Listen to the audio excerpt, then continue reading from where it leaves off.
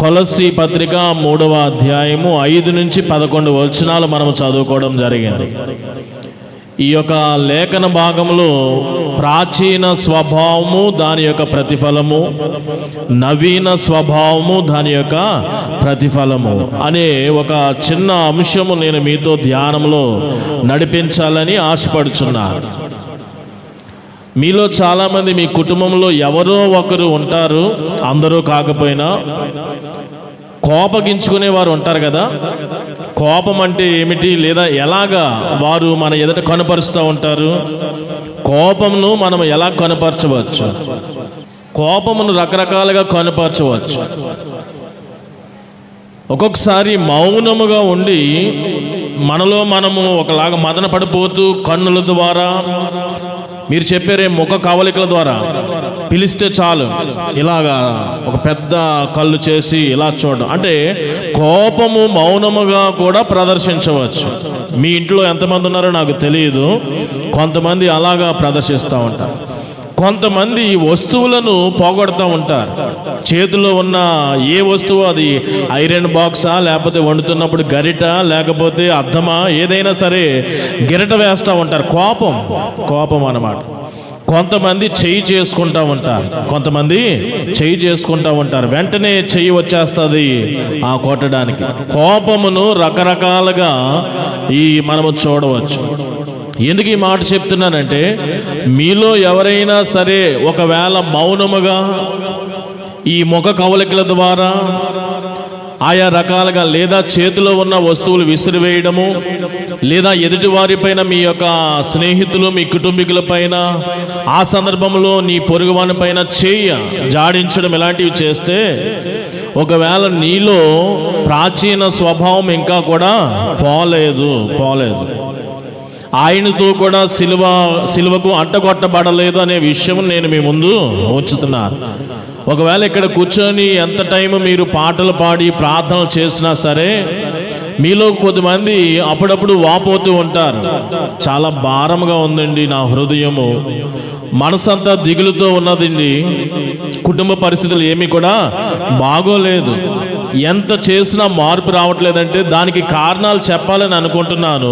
ఒకవేళ ఆ యొక్క కుటుంబ పరిస్థితులు, నీ యొక్క హృదయ భారము, నీ వేదన, నీ దుఃఖానికి సంబంధించినటువంటి విషయాలు ఏవైతే ఉన్నావో అవి ఆ రీతిగా ఉండకుండా కొంచెం మార్పు చెందాలి అంటే, ఇదిగో నీ యొక్క ప్రాచీన స్వభావం ఒకవేళ ఆయనతో కూడా ఇంకా అంటగొట్టబడలేదేమో, ప్రాచీన స్వభావానికి సంబంధించినటువంటి కొన్ని విషయాలు ఇక్కడ విపులముగా రాశాడు పౌలు. ఒకవేళ కోపము అనేది మొదటిగా ఇక్కడ రాయడం జరిగింది. ఇదిగో చూడండి ఒకసారి 8వ వచనము, ఇప్పుడైతే మీరు కోపము, ఆగ్రహము, దుష్టత్వము, దూషణ, మీ నోట బూతులను అను వీటన్నిటినీ ఏమి చేయాలా?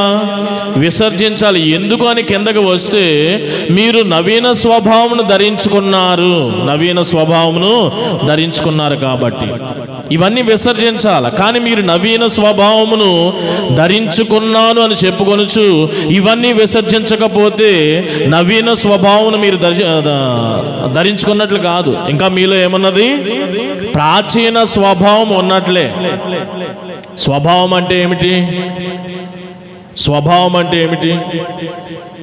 ఇది మన అంతరంగములో ఒక పాటి సముదాయము, ఒక గ్రూపుగా కొన్ని లక్షణాలు కలయికయే మన యొక్క స్వభావం. దీని ప్రవర్తన అని కూడా మనము పిలుచుకోవచ్చు, లేదా బుద్ధి అని కూడా పిలుచుకోవచ్చు.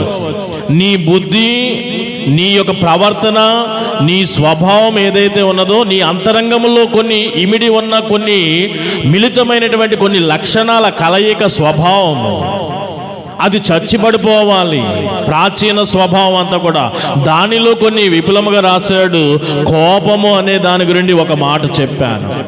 రెండవది కూడా అక్కడ మాట్లాడుతున్నాడు, ఏమిటంటే ఆగ్రహము. 8వ వచనంలోనే ఆగ్రహం అంటే, కోపముతో పాటు ఇంకొక అడుగులో వచ్చేది నెక్స్ట్ స్టెప్ ఏంటంటే ఆగ్రహమే. ఆగ్రహము అంటే ఏమిటి అంటే, ఎందుకు వస్తుంది ఇది? ఏ సందర్భాల్లో ఆగ్రహమును మనం చూడవచ్చు? ఇది కూడా కొన్ని సందర్భాల్లో మాత్రమే చూడవచ్చు. ఎప్పుడు పడితే అప్పుడు ఆగ్రహం రాదు. మొదటిది, మీరు అడిగినటువంటి దానికి సమాధానం నా దగ్గర లేకపోతే, మీరు అడిగిన దానికి నా దగ్గర సమాధానం లేకపోతే నాది పై చెయ్యి అవ్వాలి కదా, అప్పుడు ఏమొస్తుందంటే ఆగ్రహంతో వచ్చేస్తాను నీ మీదకి. ఇది అలాగని అన్ని సందర్భాల్లో ఆగ్రహించిన ప్రతి సమయం కూడా నా దగ్గర ఆన్సర్ లేదని కాదు. ఒక సందర్భంలో ఆగ్రహము ఇలా ఉంటుంది. రెండో సందర్భంలో ఆగ్రహం ఎప్పుడు వస్తుందంటే, నీవు చెప్తున్నా సరే మూర్ఖుడుగా ఉంటున్నప్పుడు, నేను చెప్పేది ఒక నీ మంచి కొరకు అన్నప్పుడు నువ్వు వింటలేదు. చూసావా, నీ కుమారుడు కానీ నీ కుమార్తె కానీ రే అక్కడికి వెళితే, వాడితో సహవాసం చేస్తే, ఇదిగో ఈ కోర్సు నువ్వు చదవకపోతే వాడు ఎంత చెప్పినా సరే వింటలేదు, ఆ అమ్మాయి వింటలేదు. నువ్వు చెప్పేది మంచిది, వాడు ఎలా ఉన్నాడంటే నేను పట్టిన దానికి 3 కాళ్ళు అన్నట్టు మూర్ఖుడుగా ఎవరైతే ఉంటారో అప్పుడు మూర్ఖుల పైన కూడా ఆగ్రహము వస్తుంది. ఇలాగ ఆగ్రహము కూడా వెల్లడిపరిచే ఆ విధానాలు రకరకాలుగా ఉంటున్నాయి.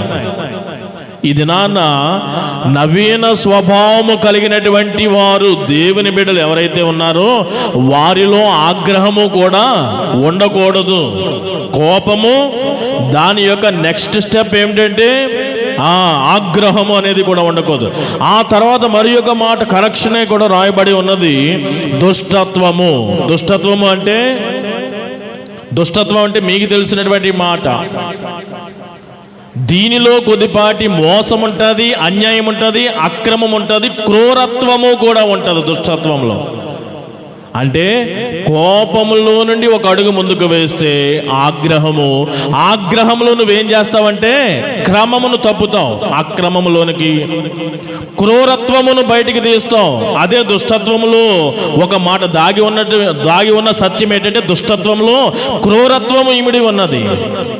ఇవన్నీ కూడా మనము ఒకదాని వెంబడి ఒకటి చూసుకోవాలి. ఒకవేళ నువ్వు అలాంటి దానివేమో, అలాంటి వాడవేమో చూడండి, కోపము, ఆగ్రహము, ఆ తదుపరి దుష్టత్వము, ఏమో క్రూరురాలుగా నువ్వు ప్రవర్తిస్తున్నావేమో, నీలో ప్రాచీన స్వభావము చావలేదు, ఆయనతో సిలువ వెయ్యబడలేదు. అందుకనే ఇట్టి కారణములు బట్టే, నీ కోపాన్ని బట్టే, నీ ఆగ్రహమును బట్టే, నీ దుష్టత్వమును బట్టే అయ్యగారు హృదయం అంతా కొంచెము వేదనగా ఉందండి.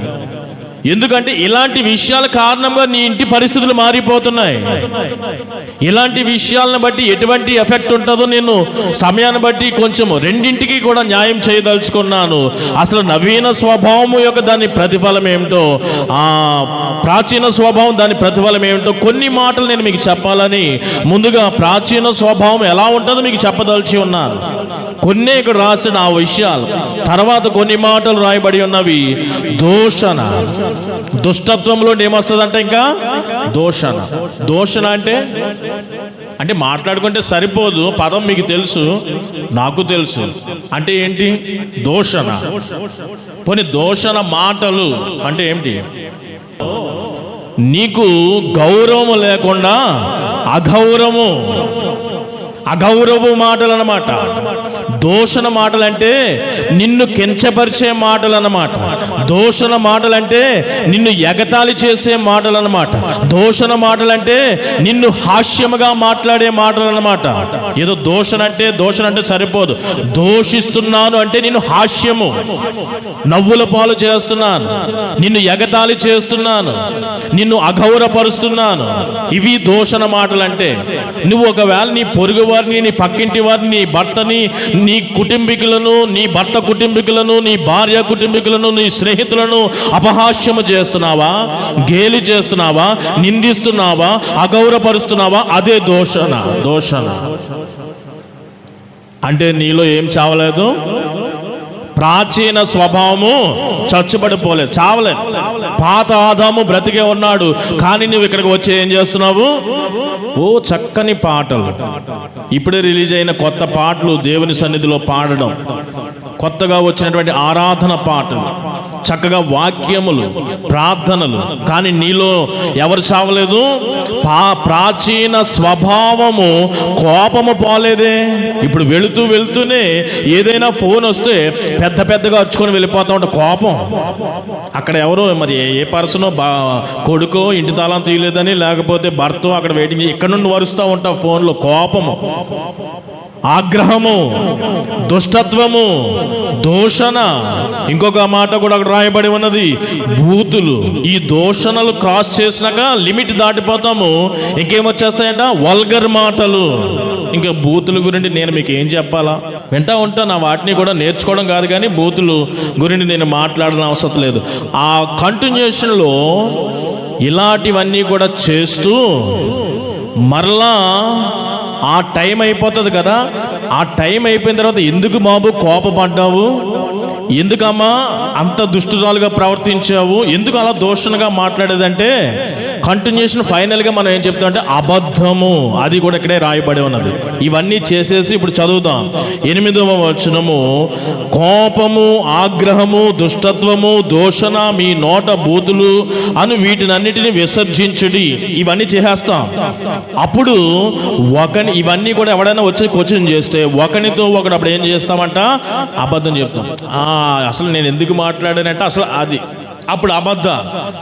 దీనిని కూడా మనము పక్కన పెట్టాలి. ఏదో చదువుతూ వెళ్తే కాదు, అసలు ఎందుకు ఇవన్నీ రాసి మరలా చిన్న వివరణ ఇచ్చి అప్పుడు అబద్ధము కూడా ఆడవద్దు అన్నట్టే. అవన్నీ చేసిన తర్వాత ఫైనల్గా మనం చేసేది ఏంటంటే ఒక అబద్ధం చెప్తాం. మనం అబద్ధమును కూడా మీరు ఆడవద్దు. ఎంతమంది మీరు అబద్ధాలు ఆడుతున్నారు? అబద్ధాలు మనకి ప్యాకేజీలు లాంటివి. అనుదినము కూడా ఏదో చక్కగా వెళ్ళిపోతూ ఉంటాయి. మన సహజీవనంలో అవి వెళ్ళిపోతూనే ఉంటాయి. కూర్చుంటే అబద్ధం, నుంచుంటే అబద్ధము, వాటికి ఇంకా అదుపే లేదు. ప్రాచీన స్వభావము చచ్చిపోలే. ఈ ప్రాచీన స్వభావం వలన దాని ప్రతిఫలం ఏంటో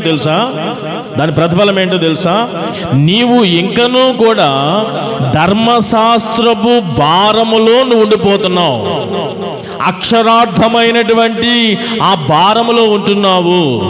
ఉదాహరణకి మీకు అర్థం అవ్వాలంటే మత్తయి సువార్త 11వ అధ్యాయము 28వ వచనం అందరికీ కంటద వచనమే కదా. ప్రయాసపడి భారము మోసుకుంటున్న సమస్త జనులారా, మీరు నా యొద్దకు రండి, నేను మీకు విశ్రాంతిని ఇస్తానని చెప్పిన తర్వాత కొంచెం విపులంగా మాట్లాడాడు. ఆ కిందన మనం చదువుదాం, ఒకసారి చదివి వినిపించండి. మత్తయి సువార్త 11:28 తర్వాత 29:30. నేను సాత్వికుడును దీన మనసు కలిగిన వాడను గనక మీ మీద నా కాడిని ఎత్తుకొని అప్పుడు మీ ప్రాణమునకు విశ్రాంతి దొరుకును.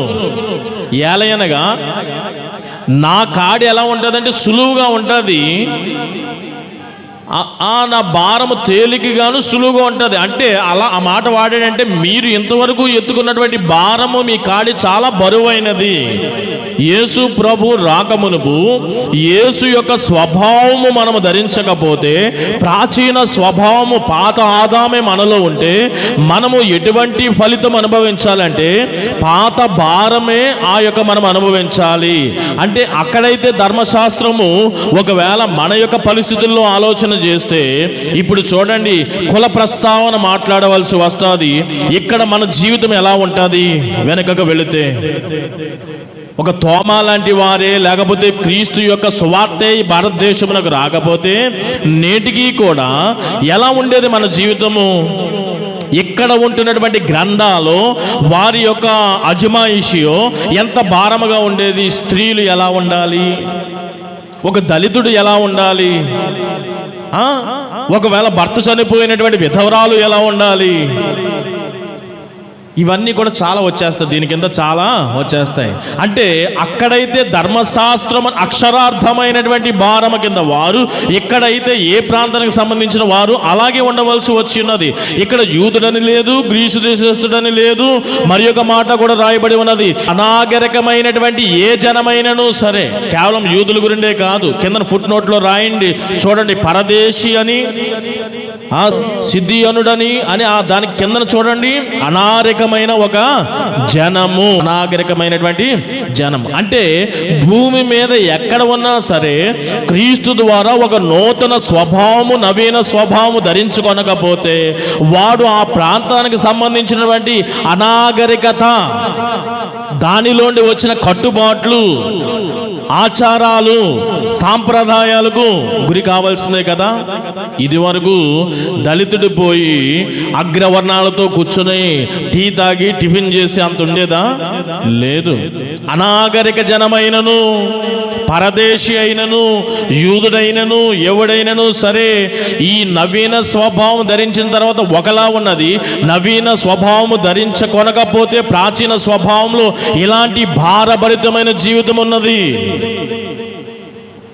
ఒక చక్కని వచనము చదివి వినిపించండి. రోమాపత్రిక 7వ అధ్యాయము 5వ వచనము. ఒకవేళ ప్రాచీన స్వభావమే మనము కలిగి ఉంటేనమ్మా, ఇదిగో మనము ఇట్లా జీవించవలసి ఉంటుంది. రోమాపత్రిక 7వ అధ్యాయం 5వ వచనం. ఏలయనగా మనము శరీర సంబంధులమై ఉండినప్పుడు మరణార్థమైన ఫలమును ఫలించుటకై ధర్మశాస్త్రము వలనైన పాపేచ్ఛలో అవయవములతో కార్యసాధకములై ఉండెను. దీని యొక్క అర్థం ఏంటో తెలుసా? ఇప్పుడు దాకా నేను వివరించినదన్నమాట. ఇప్పుడు దాకా నేను వివరించినటువంటి మాటలే ఇక్కడ రాయబడి ఉన్నవి. మరి ఒక మాట కూడా కిందన 6వ వచనం. ఇప్పుడైతే దేవుని చేత నిర్బంధింపబడిన చనిపోయిన వారమై ధర్మశాస్త్రం నుండి మనం ఏం చేస్తున్నామంట? విడుదల పొందితిమి గనుక మనము అక్షరానుసారమైన ప్రాచీన స్థితి గలవారము కాక ఆత్మానుసారమైన నవీన స్థితి గలవారమై ముందుకు సాగుతున్నాం అన్నమాట. ఇప్పుడైతే ఇప్పుడు క్రీస్తునందు ఎవడైనా నూతన సృష్టి, నూతన నవీన స్వభావం కలిగి ఉంటే వాడు చక్కగా విడుదల పొందిన వాడిగా ముందుకు సాగుతున్నాడు. ఒకవేళ ప్రాచీన స్వభావం కలిగి ఉంటే వాడు అక్షరార్థమైనటువంటి ఆ ప్రాంతానికి అనాగరికమైనను సరే అక్కడ కట్టుబాట్లు చాలా భారభరితమైనటువంటి జీవిత విధానంలో ముందుకు సాగాలి. ఇది ఒక విషయముగా నేను మీకు తెలియపరుస్తున్నాను. ప్రాచీన స్వభావం అంటే ఏమిటి? కొన్ని మాటలు ఇక్కడ రాయబడినవి. కోపము, ఆ పైన ఇంకొన్ని మాటలు రాయబడి ఉన్నవి. అక్రమము, జారత్వము, కామాతురత, మరి ధనాపేక్ష, ఇవన్నీ కూడా పైన రాయబడి ఉన్నవి. ఇవన్నీ కూడా మీ అందరికీ తెలిసినవే. వాటితో పాటుగా ఇవన్నీ కూడా ఎవరిలో ఉంటావో వారు ప్రాచీన స్వభావం కలిగిన వారే. వారు దేని కిందకు వస్తారంటే ఇదిగో ఈ యొక్క ధర్మశాస్త్రము లేదా ఆయా ప్రాంతాలకు సంబంధించినటువంటి అక్షరార్థమైనటువంటి భారము కిందనే వారు ఉండినారు. క్రీస్తు అనుగ్రహించే ఈ యొక్క విశ్రాంతిలోనికి, స్వేచ్ఛలోనికి వారు రారు. అంటే గలతీ పత్రిక 5వ అధ్యాయం 1వ వచనంలో ఈ స్వతంత్రము క్రీస్తు మనకు అనుగ్రహించి మనల్ని ఏం చేశాడట? దాస్యం అనే కాడి క్రింద మనల్ని ఏం చేశాడు? స్వతంత్రులుగా, స్వేచ్ఛగా చేశాడు. అయితే ఈ స్వేచ్ఛ మీకు వర్తించదమ్మా. ఒకలా చెప్పాలంటే మీకు అర్థం అవ్వాలి అంటే క్రీస్తు అనుగ్రహించిన స్వేచ్ఛ మీకు వర్తించదు ప్రాచీన స్వభావంలో కానీ మీరు ఉంటే కనుక. ఇది మొదటి విషయముగా నేను మీకు తెలియపరుస్తున్నాను. రెండవ విషయము, ప్రాచీన స్వభావం మీరు కలిగి ఉన్నంత కాలము కూడా మీరు మోసపూరితమైనటువంటి దురాశలతో చెడిపోతూ ఉంటారు. మీలో ఇంకా అక్రమ సంబంధం పెట్టుకోవాలని, జారత్వం కలిగి ఉండాలని, కామాతురత కలిగి ఉండాలని, ధనాపేక్ష కలిగి ఉండాలని, లేదా కోపము, దుష్టత్వము, దూషణ మాటలు, ఆగ్రహం ఇలాంటివి ఏమైనా మీలో ఉంటే గనక ఇలాంటి లక్షణముల వలన మీరేమైపోతారంట? దుష్ట ఆలోచనల చేత చెడిపోతూ ఉంటారు. లేదా దురాశ వలన మీరు చెడిపోతూ ఉంటారు. లేదా చిన్న ఎగ్జాంపుల్ చెప్తే మీకు అర్థమైపోతూ ఉంటారు. గెహాజీ ఎక్కడ ఉన్నాడు? ఎక్కడ ఉండేవాడు? దేవుని సన్నిధిలో యాజకుని దగ్గర ఉండేవాడు. యాజకత్వపు లేదా దేవుని సన్నిధికి సంబంధించిన ఆలోచనలు, తలంపులతో ఉండాలి. కానీ ఎలాంటి ఆలోచనలతో ఉన్నాడు? దురాశతో ఉన్నాడు. నయమాను తెచ్చినటువంటి అంటే దురాశ.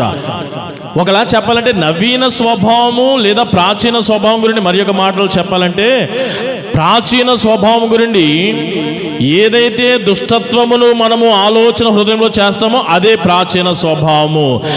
భక్తి జీవితానికి సంబంధించలేనటువంటి ఆలోచన ఏదైతే ఉన్నదో అదే ప్రాచీన జీవితము.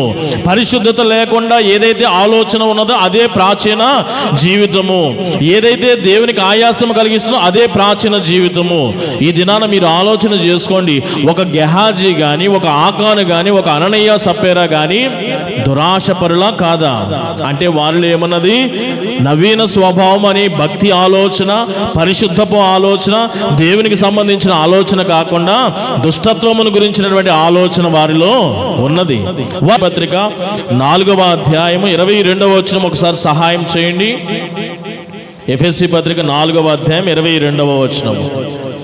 కావున మునుపటి ప్రవర్తన విషయంలోనైతే మోసకరమైన దురాశ వలన చెడిపోచున్న ప్రాచీన స్వభావమును వదులుకొని, అక్కడితో ఆపేద్దాం. మనం ప్రాచీన స్వభావం వదులుకోవాలంట. ఎందుకంటే దాని ప్రవర్తన వలన, మునుపటి ప్రవర్తన ఎలా ఉందంటే మనల్ని మోసపరిచే దురాశల వలన మనం ఏమైపోతున్నామంట? చెడిపోచున్నాము అని అక్కడ రాయబడి ఉన్నది. మనం చెడిపోకుండా ఉండాలి అంటే ప్రాచీన స్వభావం ఏం చేయాలా? విడిచిపెట్టాలి.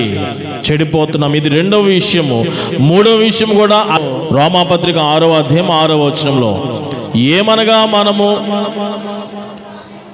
పాపమునకు దాసులము కాకుండా మన ప్రాచీన స్వభావం ఆయనతో కూడా సిలువ వేయబడినని ఎరుగుదుము అనే మాట. 3 విషయాలు చెప్పాను ప్రాచీన స్వభావం గురించి.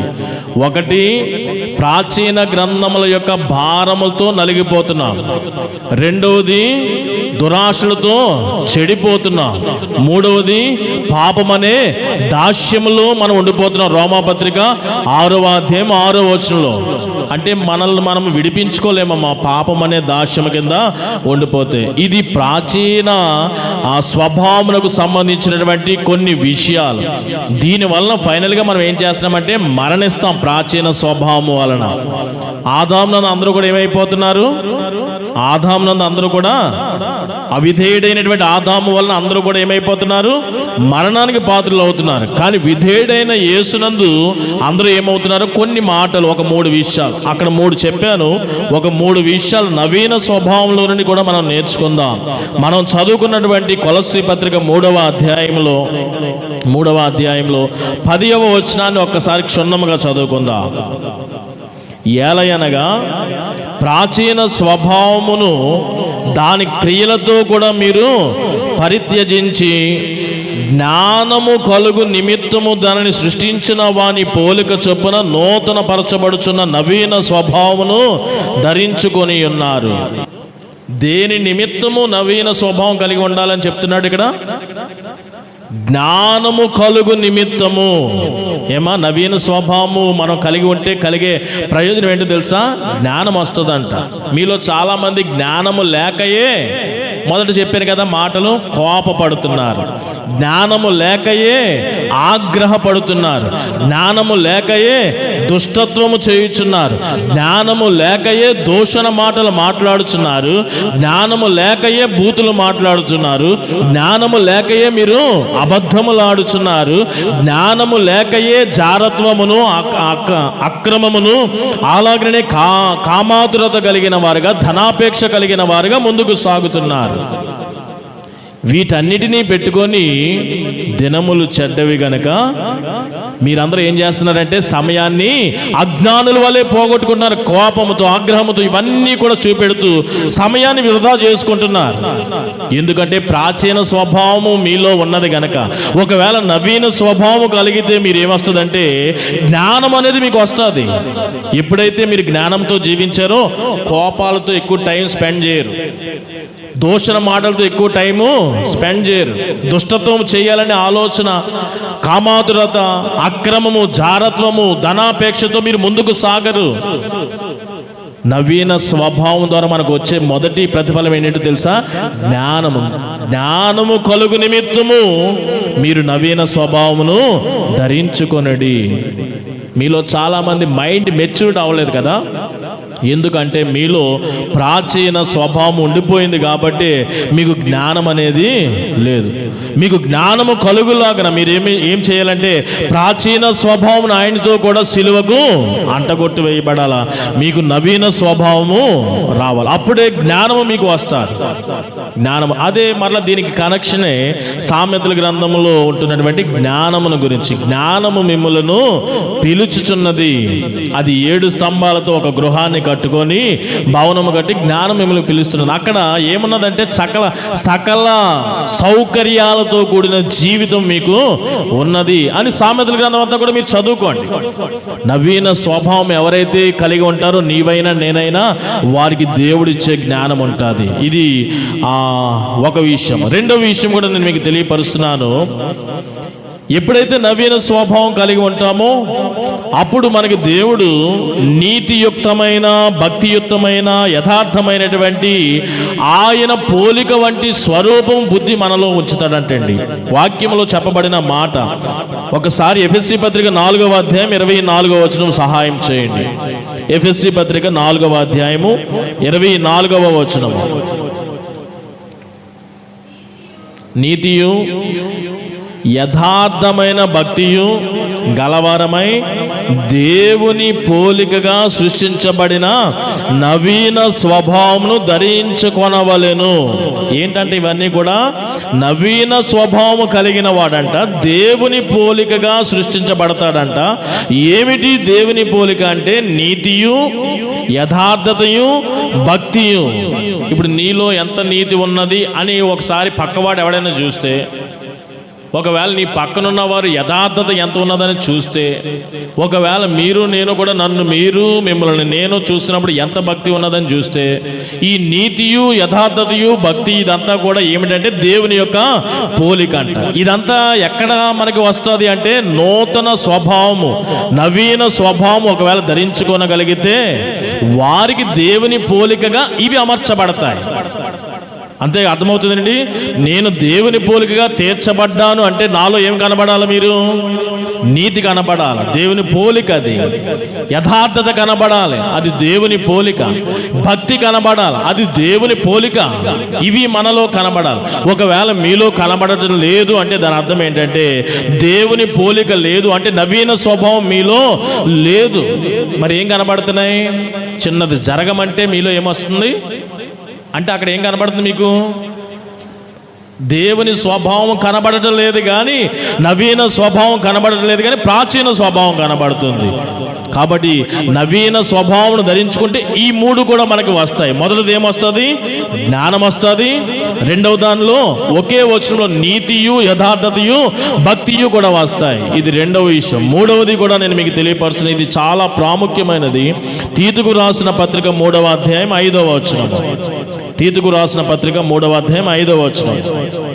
మనము నీతిని అనుసరించి చేసిన క్రియల మూలముగా కాక తన కనికరము చొప్పుననే పునర్జన్మ సంబంధమైన స్నానము ద్వారాను పరిశుద్ధాత్మ మనకు ఏం చేసిందంట?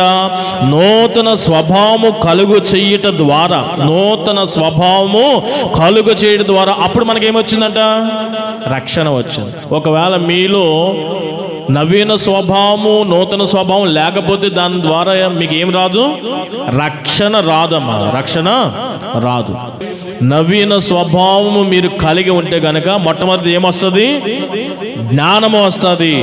రెండవది నవీన స్వభావం కలిగి ఉండడం ద్వారా నీతియు, అదే రీతిగా యథార్థతయు, భక్తియు కూడా వస్తాయి, దేవుని పోలిక. ఫైనల్గా దీనిలో చాలా ప్రాముఖ్యమైనది నవీన స్వభావము కలిగి ఉంటేనే రక్షణ వస్తుంది, జీవించగలుగుతాం, నిత్య జీవానికి వెళ్ళగలుగుతాం. నవీన స్వభావం లేకుండా ఇంకనూ ప్రాచీన స్వభావమే అంటూ మీరు వేలాడారనుకోండి, కోపాలు, ద్వేషాలు, పగలు, దుష్టత్వము, దూషణ మాటలు, ఆగ్రహములు, ఇలాగ మీరు ప్రాచీన స్వభావం కలిగి జీవిస్తే ఇంకా పాపమునకు దాసులుగానే ఉంటారు. మీరు దేవుడు అనుగ్రహించే విశ్రాంతి మీకు ఉండదు. మీరు దురాశల చేత మీరు ఏమైపోతారు? మీరు నశించిపోతూ ఉంటారు. చివరికి మరణమే మీకు గతి అవుతుంది. అంటే శారీరక మరణంతో పాటుగా ఆత్మీయ మరణము కూడా ఈ ప్రాచీన స్వభావం కలిగిన వారికి వస్తుంది. కాబట్టి ఆత్మీయ మరణము చెందకుండా లాగున మీరు దుష్టత్వము అనే ఈ ప్రాచీన స్వభావం మీరు విడిచిపెట్టండి, నవీన స్వభావం మీరు ధరించుకోనండి. మొదటిలో చెప్పిన మాటలు చాలా మీకు ప్రయోజనకరంగా ఉంటాయని చెప్తున్నాను. మొదట అడుగు అక్కడి నుండే మనము ప్రారంభిద్దాం. కోపమును, ఆగ్రహమును, దుష్టత్వమును, దూషణ మాటలను, అంత మాత్రమే కాదు బూతులను, అబద్ధములను, ఆ పైన ఇంకా డేంజరస్ మాటలు రాయబడి ఉన్నవి. అక్రమమును, కామాతురతయు, జారత్వమును, ధనాపేక్ష, ఇట్లాంటివి కూడా మనము విడిచిపెడతాం. చంపేద్దాం, వాటిని చంపేయాలి. ఆయనతో కూడా మనం ఏం చేయాలి? వాటిని సిలువ అంటగొట్ట వేయబడాలి.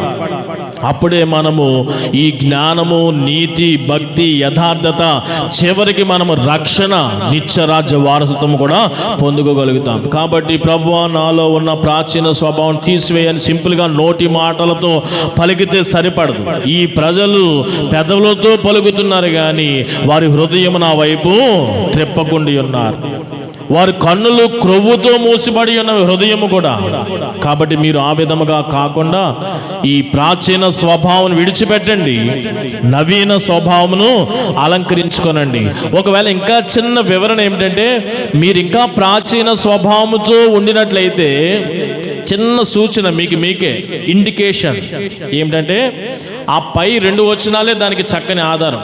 ఒకవేళ నవీన స్వభావం ధరించుకుంటే మీరు ఏమి చూస్తారంటే, భూ సంబంధమైన వాటిని చూడక పర సంబంధమైన వాటినే చూస్తారంట. భూ సంబంధం వాటి వైపు మనసు పెట్టగా పర సంబంధ వాటిపైనే మనసు పెడతా ఉంటారు, వెతుకుతారంట. మీరు ఒక్కసారి ఇక్కడే మీ డిఫరెన్స్ చూసుకోవచ్చు. నేను పై సంబంధమైన వాటిపైకే మనసు పెట్టి వెతుకుతూ ఆశపడుతున్నట్లయితే నేను నవీన స్వభావం కలిగిన వాడని. లేదు, ఇంకా భూ సంబంధమైన ఆశలే ఆతృత కలిగి ఉంటే నీలో ఇంకేమున్నది? ప్రాచీన స్వభావం. చిన్న అంటే మనం టెస్ట్ చేసుకోవడానికి ఆ 2 వచనాలు చదివి మనం ముగిద్దాం. 3వ అధ్యాయము మొదటి 2 వచనములు ఈ విధముగా ఉన్నాయి. మీరు క్రీస్తుతో కూడా లేపబడిన వారైతే అంటే నవీన స్వభావము ధరించుకున్న వారైతే, అంటే ప్రాచీన స్వభావం ఆయనతో కూడా సిలువ వేయబడినట్లయితే, అప్పుడు క్రీస్తుతో కూడా లేపబడిన వారైతే పైనున్న వాటినే మీరు వెదుకుతారు.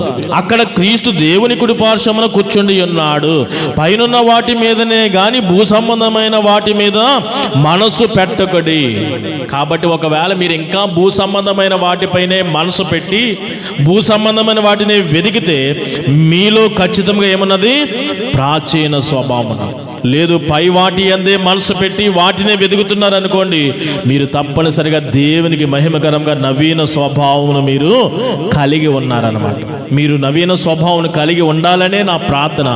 పరిశుద్ధాత్మ దేవుడు అట్టి నడిపింపు మీ అందరికీ దయచేసి జ్ఞానమును, నీతియు, భక్తియు, యథార్థతయు, ఆక్రమంలో రక్షణ, నిత్యరాజ్య వారసత్వం మీకు దయచేయాలని కోరుకుంటూ ఈ కొద్ది మాటలు ఎంతటితో నేను ముగిస్తున్నాను. ఆమేన్.